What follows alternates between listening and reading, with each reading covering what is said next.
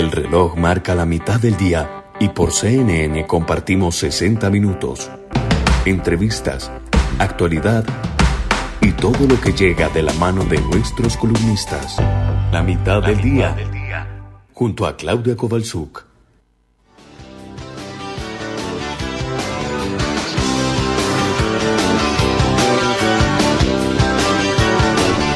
Ya lo saludamos a él, tenemos como todos los miércoles el economista Miguel Ponce. Miguel, ¿cómo estás? Buen mediodía.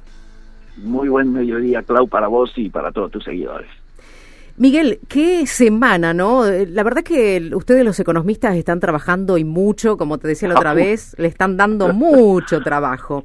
Que te quería preguntar con respecto a este acuerdo con el FMI, con un DNU por parte del gobierno de Javier Milei, y las críticas, ¿no? Porque hay muchos que se dicen que sería, bueno, estamos en un año electoral, contener el dólar. ¿Qué hay de cierto de esto? ¿Cómo lo ves? Mira, hoy es un día muy particular. Hoy Raúl Alfonsín cumpliría 98 años. ¿Y por qué lo traigo? Porque su momento más crítico fue aquel intento de los carapintadas de, interrumpir el proceso democrático, ¿no es cierto?, al sublevarse frente al gobierno nacional. En aquel momento Alfonsín convocó a las tropas llamadas leales que venían al mando del general Alaiz, que pasó a la historia porque nunca llegó. O sea, se demoraba.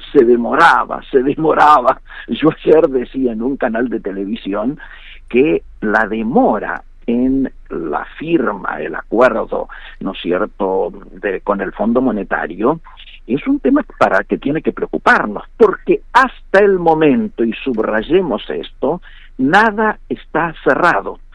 Sabemos que va a haber un acuerdo, por eso vos traías lo del DNU, que para muchos de nosotros es como si el gobierno estuviera pidiendo la firma de un cheque en blanco, claro, porque no sabemos si va a haber desembolso, cuándo va a haber desembolso, de qué manera va a ser ese desembolso. Es decir, son más las preguntas y las incógnitas que las certezas. En todo caso, obviamente hay un origen, ¿no es cierto?, que plantea la urgencia de que aparezca rápidamente un acuerdo, porque la situación de nuestras reservas claramente está muy comprometida. Es decir, hoy, en estos momentos, tenemos como 3 números que conviene recordarlos.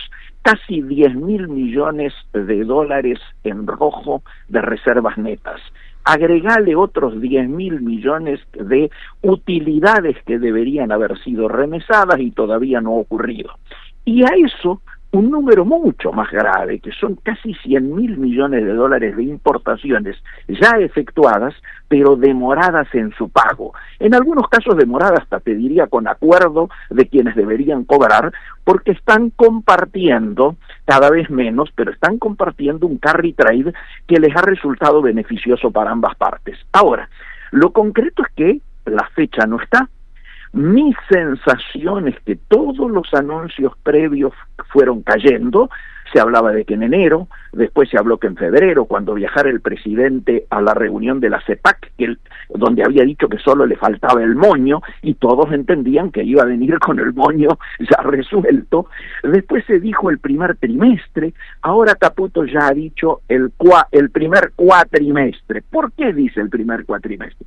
Y bueno, porque la reunión del Fondo Monetario, las anuales, se hace lo que se llama en abril la reunión de primavera, donde todo lo que ha trabajado el staff hasta ahora, esperemos que esté llegando a algún tipo de acuerdo en relación a estas preguntas que nos hacíamos recién, se tiene que ser aprobado en el board. Es decir, hace de cuenta que el Fondo Monetario es un club, se sientan los representantes de los socios y en función del peso que tienen se toma la resolución.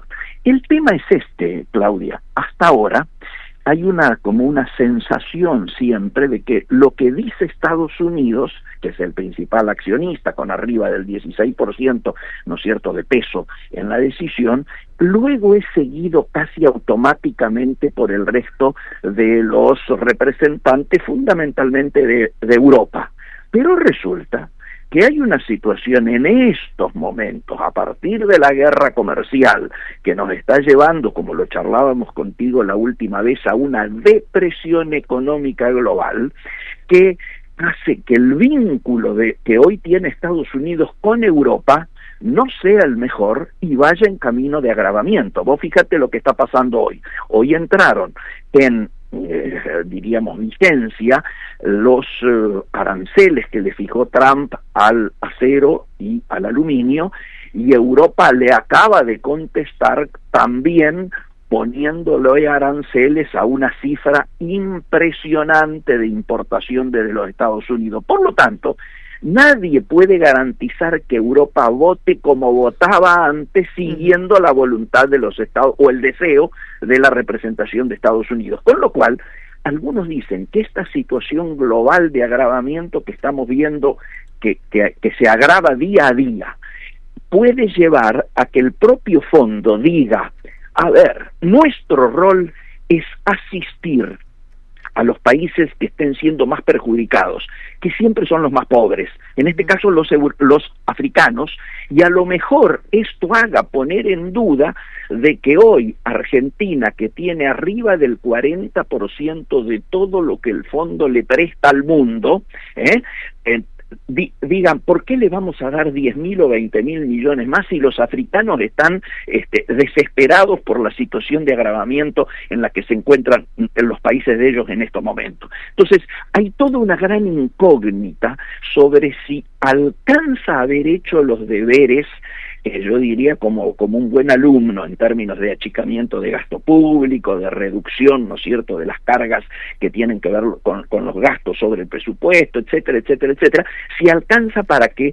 hagan un acuerdo que en definitiva significa aumentar el proceso de exposición del Fondo Monetario frente a Argentina, que de por sí está muy endeudada, ¿no es cierto? Miguel, ¿cómo ves este tema con China, Estados Unidos-China, que bueno, una guerra comercial podríamos decir, pero puede trascender a otro tipo de guerra? Porque bueno, China ya ha hecho declaraciones y bastante fuertes, ¿no? Vos sabés que la paciencia oriental suele ser una característica. Me dicen que está en marcha lo que se denomina la cumbre de los cumpleaños. En junio, cumpleaños Xi Jinping y Donald Trump, los dos, se reunirían, por eso la excusa de los cumpleaños, para acordar ya luego de pasado el cierre del acuerdo por la guerra Ucrania y Rusia, ¿no es cierto? Ya como diría Cerati, ya habiendo pasado el temblor que han originado los aranceles, y en el nuevo marco de de la distribución del poder económico mundial, cuando ya se esté notando el impacto claramente de la depresión global hacia las que estamos marchando, podrían juntarse los dos grandes protagonistas hoy de la distribución del poder económico a nivel mundial, que obviamente son China y Estados Unidos. Mi sensación es que hasta ese momento vamos a tener mucha turbulencia, mucha volatilidad de los mercados, y la gran palabra que hoy titulariza todos los momentos económicos es incertidumbre. Hasta el momento en que China y Estados Unidos no acuerden un nuevo punto de equilibrio, un nuevo estatus en su vinculación, me parece que todavía vamos a ver muchos más tropiezos de los que ya hemos visto hasta ahora, ¿no es cierto? Va a haber incertidumbre y nosotros vamos a tener mucho más para hablar, Miguel. Sin duda, Claudia, desde ya. Siempre es un placer hablar contigo. Gracias, Miguel. Un abrazo enorme. Hasta la semana que viene. Hasta el miércoles. Chau, chau.